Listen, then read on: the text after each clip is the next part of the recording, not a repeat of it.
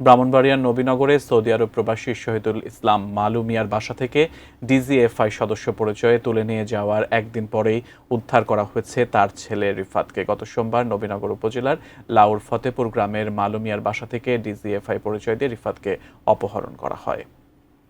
অপহরণের পর মুক্তিপণ হিসেবে ৩ কোটি টাকা দাবি করে দুর্বৃত্তরা। গতকাল মঙ্গলবার বিকেলে আইন শৃঙ্খলা বাহিনী কসবা রেল লাইনের পাশে সীমান্ত লাগোয়া স্থান থেকে রিফাতকে উদ্ধার করে। এ সময় ক্যাপ্টেন পরিচয় দেয়া রেজাউল করিম রেজাকে আটক করা হয়। পরে তথ্য প্রযুক্তি ব্যবহার করে অপহরণের সঙ্গে জড়িত আরও ৮ জনকে খুলনা থেকে আটক করা হয়।